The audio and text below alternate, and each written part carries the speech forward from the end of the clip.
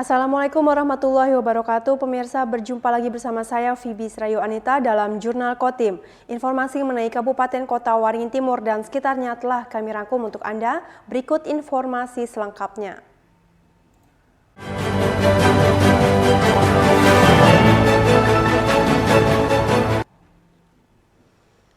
9 anggota Dewan Perwakilan Rakyat Daerah Provinsi Kalimantan Tengah Daerah Pemilihan 2 melakukan reses ke Rumah Sakit Umum Daerah Dr. Murjani Sampit. Kegiatan untuk menyerap aspirasi terkait peningkatan pelayanan kesehatan. Reses ke RSUD Dr. Murjani Sampit yang dipimpin Sudarsono sebagai Ketua Tim DPRD Provinsi Kalteng Dapil 2 merupakan bagian dari proses awal setelah pelantikan anggota DPRD Provinsi Kalimantan Tengah periode 2024-2029. Selain untuk menyerap aspirasi terkait pelayanan kesehatan, kunjungan beberapa waktu lalu ini juga menjadi sarana silaturahmi, mengingat 6 dari 10 legislator yang hadir merupakan wajah baru yang terpilih pada pemilihan legislatif lalu. Sudarsono menjelaskan, pertemuan ini penting untuk mengetahui kebutuhan layanan kesehatan yang perlu diprioritaskan dan dapat diperjuangkan melalui anggaran provinsi. Hal ini bertujuan mendukung pengembangan RSUD Murjani Sampit dalam memberikan pelayanan kesehatan kepada masyarakat. Kami punya tugas mengemban amanat masyarakat Seruyan dan Kotim untuk mengambil sebesar-besarnya bagian dari APBD provinsi untuk kepentingan pembangunan masyarakat kita di sini. Nah, ke rumah sakit hari ini bersilaturahmi dengan jajaran, direktur dan jajaran adalah dalam rangka mengkomunikasikan apa yang kira-kira bisa kami perjuangkan dari anggaran provinsi itu untuk kepentingan rumah sakit dan pengembangan rumah sakit di sini. Intinya itu kami datang ke sini karena kami adalah wakil masyarakat di sini sehingga berkewajiban untuk terus berjuang untuk masyarakat kita. Pelaksana tugas Direktur RSUD Dr. Murjani Sampit, Dr. Yulia Noviani menyampaikan, pertemuan itu menjadi komitmen dan sinergi bersama dalam pengembangan pelayanan kesehatan. Optimalisasi pelayanan publik perlu ditingkatkan termasuk melalui kerjasama antara rumah sakit dan pihak terkait. Komitmen dari Bapak Ibu yang terhormat dari Dewan Provinsi juga sangat membuka wawasan kami untuk bahwa harus ada sinergisitas apabila kita bicara pengembangan pelayanan dan optimalisasi layanan publik. Dan kami sangat menyambut kedatangan maksud baik dari Bapak Ibu dan berharap kedepannya kita bisa lebih mempererat lagi hubungan koordinasi.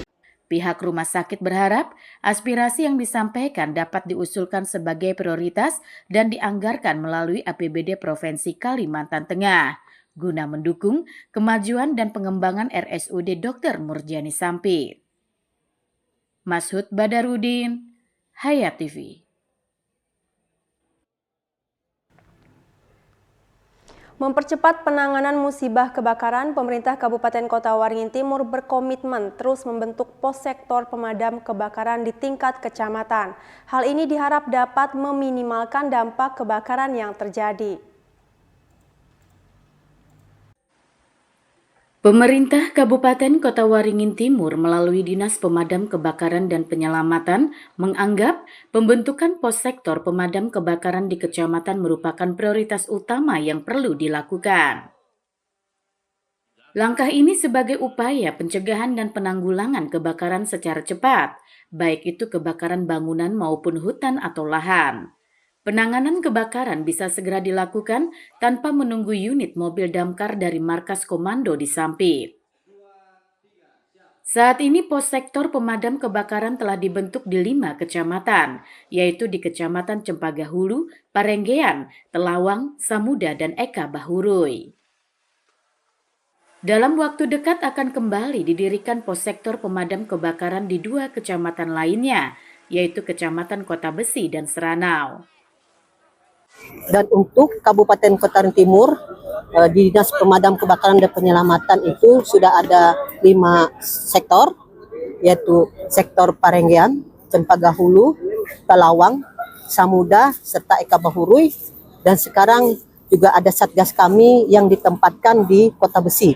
Berhitung 1 November serta 1 unit 011 yang akan membantu di wilayah Kota Besi, Cempaka dan sekitarnya.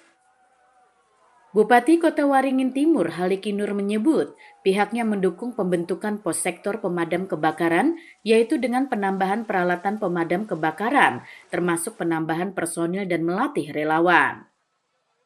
Nanti kecamatan yang cukup padat penduduk dan berpotensi untuk terjadi kebakaran, sementara di sana belum ada sektor, akan kita bisa membangun sektornya. Sehingga kalau misalnya Kota Besi saja kebakaran tidak menunggu dari Dasampit, tapi di sana sudah ada, termasuk personilnya. Itu harapan kita, karena kita tidak tahu musibah itu. Namanya musibah, kapan saja dan di mana saja itu tidak tahu. Tapi kalau kita kesiapsiagaan kita tidak lagi terkejut kalau musibah itu datang. Termasuk ya kebakaran hutan dan lahan. Dengan adanya pos sektor yang tersebar di kecamatan, diharapkan waktu tanggap darurat dalam menangani kebakaran dapat dipersingkat, sehingga kerusakan dan kerugian akibat kebakaran dapat diminimalkan. Mashud Badarudin, Hayat TV. Dinas Pendidikan Kabupaten Kota Waringin Timur menggelar rapat koordinasi dan evaluasi transisi pendidikan usia dini ke sekolah dasar yang menyenangkan. Kegiatan diikuti hampir 800 guru PAUD dan sekolah dasar di daerah setempat. Rapat koordinasi dan evaluasi yang dilaksanakan pada Selasa pagi ini bertujuan mengevaluasi capaian implementasi transisi PAUD ke SD yang menyenangkan, sehingga diketahui sejauh mana implementasi program yang telah dilaksanakan di tahun 2024 itu. Kegiatan ini juga untuk menghimpun saran dan masukan dari berbagai pihak, terutama guru PAUD dan guru sekolah dasar, sehingga dapat dilakukan perbaikan agar ke depan implementasi program tersebut bisa lebih optimal. Berbagai upaya telah dilakukan Dinas Pendidikan dalam menghadapi masa tahun ajaran baru, seperti menjalankan program kunjungan guru SD ke PAUD atau sebaliknya, sehingga tercipta persepsi yang sama dalam transisi dalam peningkatan jenjang pendidikan siswa. Kepada tenaga pendidik yang ada, dan mereka pun sudah melaksanakan guru-guru ini seperti guru SD. Guru SD bisa berkunjung ke PAUD-nya, jadi dan guru PAUD ini bisa juga mereka ini seperti magang seperti itu. Jadi anak-anak juga diperkenalkan bahwa ini loh anak-anak PAUD yang mau lulus, mau selesai, mereka diperkenalkan untuk sekolah yang barunya. Jadi tidak ada perbedaan antara di PAUD dan SD. Jadi ada keselarasan antara di PAUD dan SD. Bunda PAUD Kota Waringin Timur, Hairiah Haliki Nur menilai sejauh ini program transisi PAUD ke SD yang menyenangkan sudah berjalan dengan baik. Ia mengapresiasi seluruh pihak yang telah berkontribusi terhadap hal tersebut. Sangat mengapresiasi dengan kegiatan rakor dan evaluasi dengan transisi PAUD ke SD yang menyenangkan. Harapan saya dengan kegiatan ini semoga kan di sini ada yang hadir ikut pelatihan ini ada pendidik PAUD ya, pendidik PAUD dengan SD. Harapan saya nanti dengan adanya pelatihan dan pendidikan ini guru PAUD dan SD bisa koordinasi dengan baik ya. Karena PAUD-nya transisi PAUD menyenangkan. Rapat koordinasi dan evaluasi ini digelar dengan menghadirkan sejumlah narasumber, salah satunya dari Balai Penjamin Mutu Pendidikan Dinas Pendidikan Provinsi Kalimantan Tengah. Melalui kegiatan ini, diharap muncul banyak saran dan masukan sebagai perbaikan dalam menentukan langkah terbaik dalam transisi PAUD ke SD yang menyenangkan di tahun berikutnya. Mashud Badarudin, Hayat TV.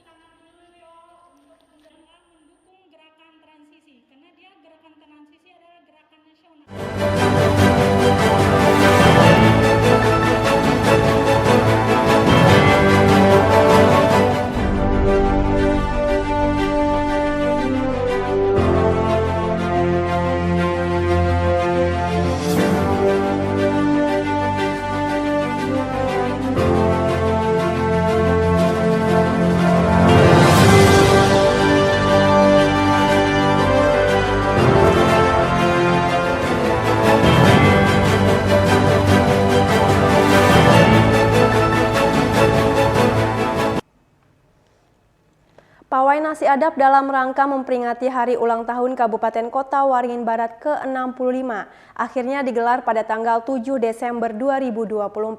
Ribuan masyarakat dari berbagai penjuru Kota Waringin Barat memadati Jalan Pangeran Antasari Pangkalan Bun untuk menyaksikan pawai tahunan yang digelar pemerintah Kabupaten Kota Waringin Barat. Kebangsaan Indonesia Raya. Setelah sempat ditunda karena berbarengan dengan tahapan Pilkada tahun 2024, akhirnya Pawai Nasi Adap yang menjadi agenda tahunan Pemkab Kobar ini kembali digelar. Pawai Nasi Adap dimulai pada pukul 8 waktu Indonesia Barat, dibuka secara resmi oleh PJ Bupati Kota Waringin Barat Budi Santosa, dan dihadiri oleh jajaran FKPD Kota Waringin Barat, Ketua DPRD Kobar dan jajarannya. Para peserta melalui rute pawai sepanjang Jalan Pangeran Antasari hingga finish di depan Balai Sembagamas.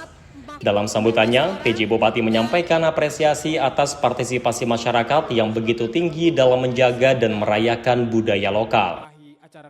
Berbeda dengan biasanya, Pawai Nasi Adap kali ini hanya diikuti oleh seluruh dinas dan instansi dan juga pelajar sekolah. Pawai Nasi Adap kali ini semakin semarak dengan partisipasi ratusan juriat dan juriah Kesultanan Kutaringin, yang dipimpin langsung oleh Pangeran Arsyadinsyah selaku Menteri Dalam Kesultanan Kutaringin. Di mana rombongan tersebut menjadi salah satu daya tarik utama yang dinantikan masyarakat, terutama dengan tampilan adat dan tradisi khas yang ditunjukkan sepanjang pawai. Tidak ketinggalan peserta perwakilan dari 6 kecamatan di Kota Waringin Barat turut meramaikan acara dengan berbagai penampilan budaya, kreasi, seni, serta arakan nasi adap yang melambangkan rasa syukur dan kebersamaan. Masyarakat antusias menyaksikan pawai tahun ini yang terlihat memadati sepanjang ruas jalan yang dilalui oleh para peserta. Tim Liputan, SBTV.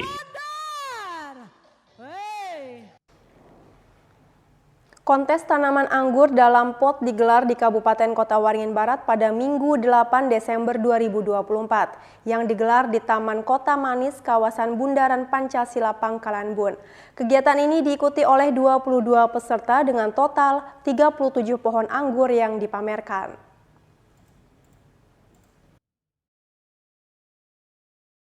Kegiatan tanaman anggur dalam pot yang digelar perdana di Kalimantan Tengah ini, selain diikuti oleh 20-an peserta, juga dihadiri oleh penjabat Bupati Kota Waringin Barat, perwakilan anggota DPR RI Komisi 4, Asisten 1 Setda Kota Waringin Barat, Dinas Pertanian Kota Waringin Barat, unsur Forkopimda Kota Waringin Barat, serta pengurus dan anggota DPD Asosiasi Penggiat Anggur Indonesia atau ASPAI Kota Waringin Barat.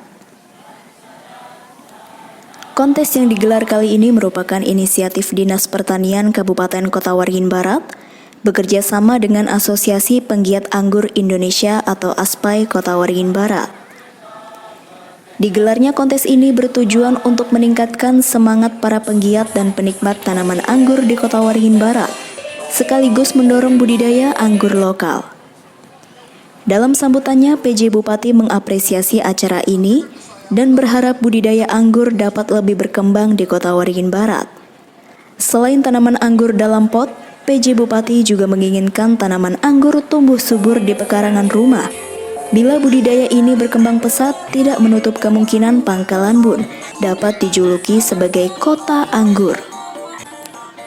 Sementara itu, menurut Kepala Dinas Pertanian Kabupaten Kota Waringin Barat, Kris Budi Hastuti, bahwa sebagian besar anggur yang ada di Pangkalan Bun saat ini berasal dari luar daerah. Padahal tanaman anggur memiliki potensi besar untuk dikembangkan di Kota Waringin Barat. Pemerintah menargetkan penurunan 20% ketergantungan terhadap anggur impor, baik dari luar negeri maupun daerah lain. Salah satu caranya adalah dengan menanam anggur di halaman rumah masing-masing. Silakan berkeliling, tidak usah buru-buru. Kegiatan hari ini sebenarnya kegiatan yang sudah dimulai lama, cuma kontesnya aja pelaksanaannya baru hari ini. Jadi sebagaimana yang saya sampaikan tadi, ini untuk memberikan semangat kepada masyarakat Kota Waringin Barat yang selama ini menganggap bahwa anggur itu tidak bisa ditanam di Indonesia lah seperti itu, atau di pekarangannya. Ternyata dalam rangka mencukupi untuk kebutuhan gizi, itu masyarakat bisa menanam anggur di pekarangannya, tidak perlu lahan luas. Ya. Orang melihat anggur ini buah yang sangat bergengsi, tetapi juga buah yang kaya gizi. Mereka masih menganggap bahwa anggur itu mahal, tapi prakteknya sebenarnya bisa ditanam sendiri, bisa dikonsumsi untuk melengkapi gizi keluarga. Jadi pemerintah daerah juga mensupport Bapak PJ Bupati sebagaimana yang disampaikan dalam sambutan maupun sebelum-sebelumnya, karena kami sebenarnya sudah 2 tahun ini mengiringi ada bantuan-bantuan untuk aspai, untuk kelompok tani dengan membagikan bibitnya. Iya, itu. Jadi sebenarnya support kami sungguh luar biasa dan kami sangat mengharapkan masyarakat bisa menanam di pekarangan ya, hingga mereka dapat gizi keluarga bisa tercukupi dari yang dia tanam. Ya, ini baru pertama kali digelar. Ya, harapannya tetap berkelanjutan karena melihat animo masyarakat itu makin hari makin bertambah. Contohnya nih di WA Group tuh itu sangat antusias sekali. Dari 2 tahun saja sudah ke angka 800. Di situ WA-nya hidup, saling berbagi, saling sharing pengalaman seperti itu. Jadi yakin Kobar Pangkalan Bun bisa dijadikan kota. Budidaya anggur menjadi salah satu upaya pemerintah untuk menunjang ketahanan pangan di Kota Waringin Barat. Selain ketahanan pangan terutama padi, tapi juga mencakup buah-buahan. Anggur adalah salah satu komoditas yang akan dibudidayakan bersama di Kota Waringin Barat untuk mengurangi angka impor anggur dari daerah lain. Tim Liputan SBTV.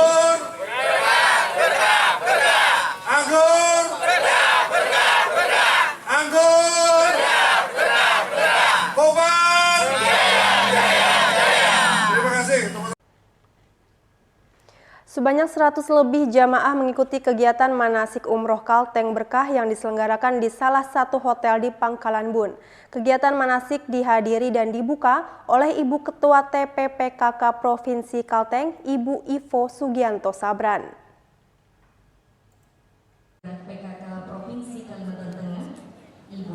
Kegiatan manasik umroh yang diselenggarakan kali ini diikuti sedikitnya 100-an calon jamaah umroh Kalteng Berkah dan juga umroh reguler PT Alkamila Tour and Travel Pangkalan Bun.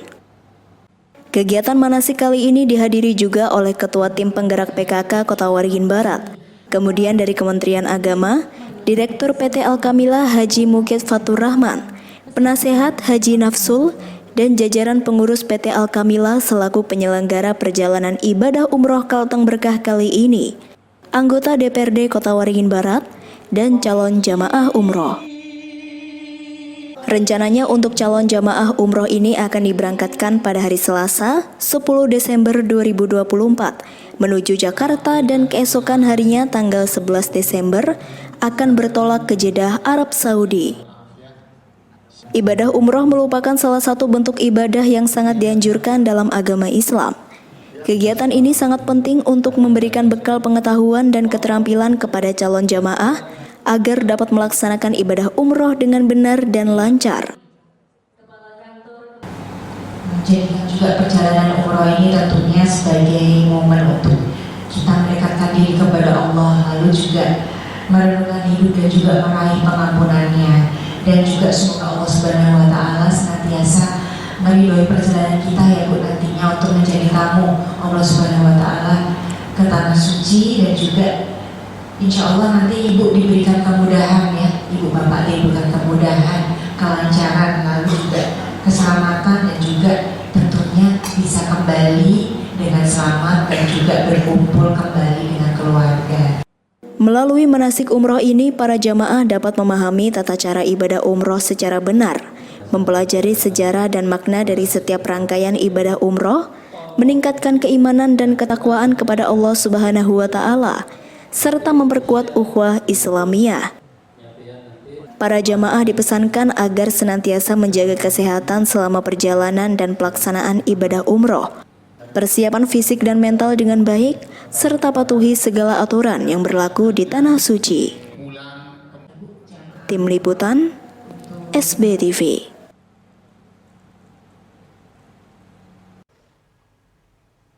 Demikian pemirsa berita dari Kota Waringin Barat tadi sekaligus menutup jumpa kita pada kali ini. Saya Fibi Srayu Anita mewakili jajaran yang bertugas. Mohon undur diri dari hadapan Anda. Terima kasih dan sampai jumpa. Wassalamualaikum warahmatullahi wabarakatuh.